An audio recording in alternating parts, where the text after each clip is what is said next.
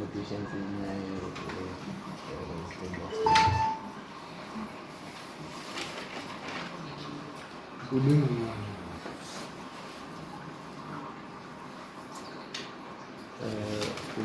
uzikai wani pamba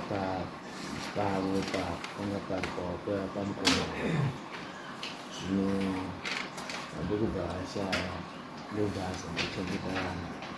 ya kasakana kulala ukajikuta mshaka kwa beki no kuhama kanga kakatengese kujangani pamba iPhone ngapari kuoneka saka kana aribishana mutaba pa dai achidi akatengese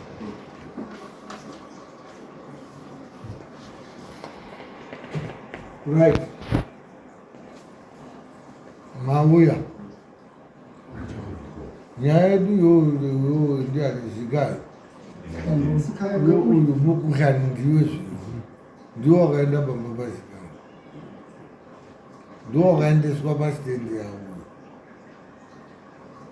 tikaita kanyayo ndikati makati sabu ndio mwaipedza kuipedza ari bano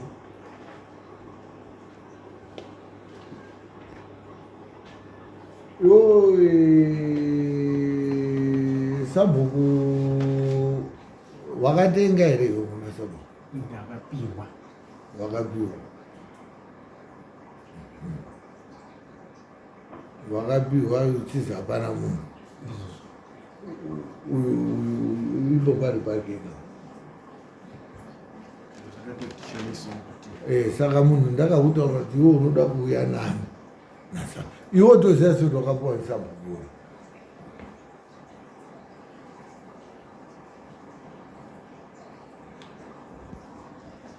chiomire zvinganetsa kuti ndibve kubocha ndifembera kuti pakati pane sango hazvingaiti saka takatoitawo chanel yacho iwoga inini ruling yandakapalasemu ndakati uyu ngaanga ari panzvimbo pako iwowo uya nani nasabhuku saka ndofunga sabhuku uri vheri bhizi diga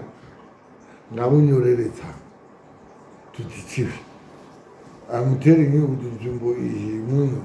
ndakapa uyu inini ndakabatikana ndiri bhizi ndiri out of the country onyora oisa signature yake nefoni number dzake nechidindo chake kuti ndeyakakuba oya netsamba iye ngaasauya hakewo puwa tsamba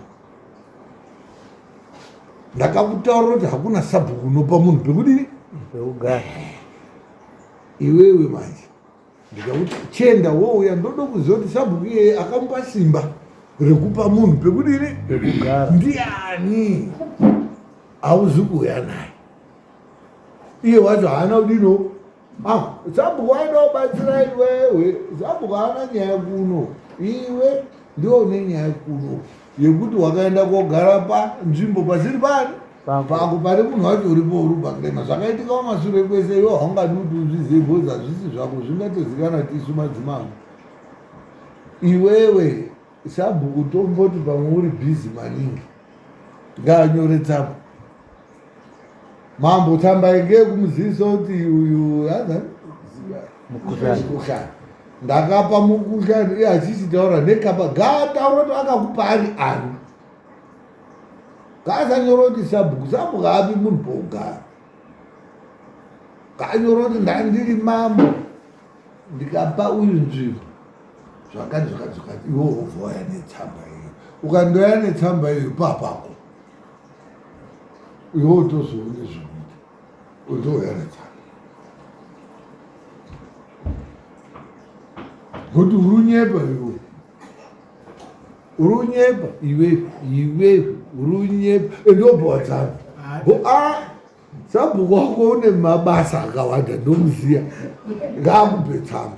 yekuti ndini ndakape uyu munda ndiri nhingi gore rakati musamutorera musamunetsa abanhu ini ndakabatikana kuno youya tsamba iyi iwoku muso ukandosvika utotsvete tsamba kudai papako iwoka nyika irege yavo ndinoona kuti ndotokutsvakira kana pari times 2 uyauya tsamba aigaona ana sabhuku kana kuti tsamba kuti usi kunyepa unoaine tsamba unomutaura kuti asabhuku nyaya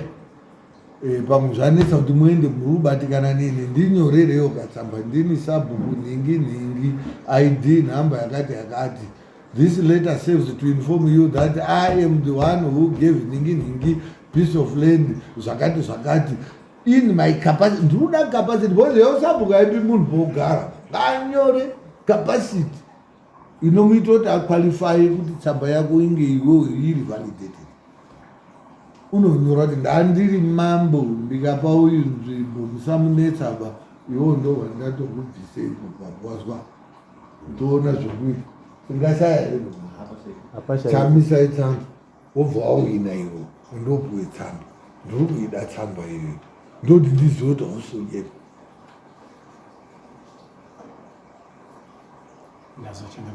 thank you very much toonana musi wa 7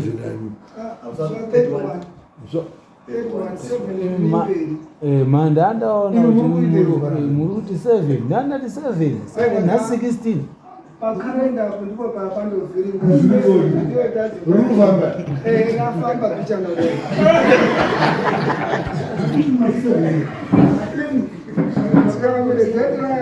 nacho date ndia over 31 uri sandi apo pana junior tatananisanzasi 31 papasina uri kuna mesa kaunogari apo pakati saka tataona 7 wacho pano 7 ndio azotirasisa tazoti ndevasi date ndi 17 plus 31 ura ndizvozvo saka 31 ndio pane date racho 31 saka toonana musi wa 31 iwo unondotaura nekudinyori imusasanetsekaba unomuti handisekurumbe handinizokama bamunongoti dokukaka unditi sekuriti iwo ndosekuru akwa ndotaura kuti sekuru zvimwe zviro musandoite zviro zvinoita kuti nyaya dzidini dzitenderere ndatowina bodzapo wakatopinda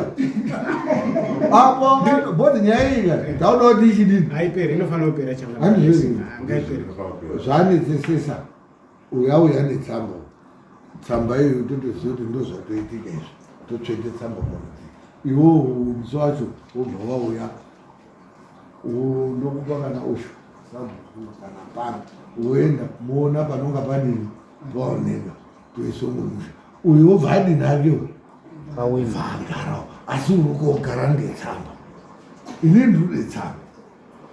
sabhuku wacho hasi bati uri bhizi ndomuziya very busy but ngangonyore 2 lines dzekuti anhu we musasupa uyu bawo ndindakamupa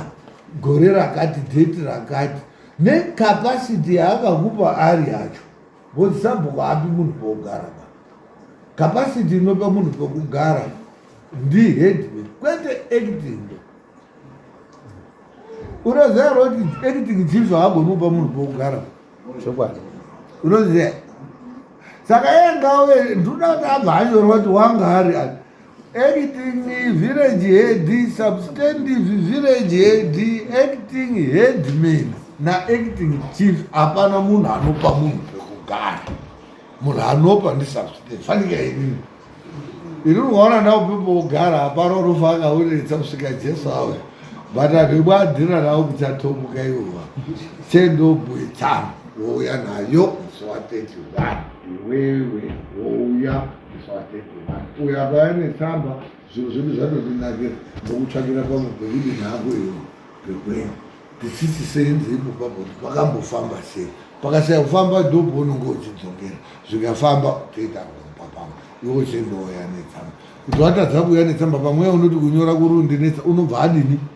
auya ochititaurira mudare muno kuti mambo imwe mwaipowi pekugara muri ani ngekuti zvine malevels okay thank you very much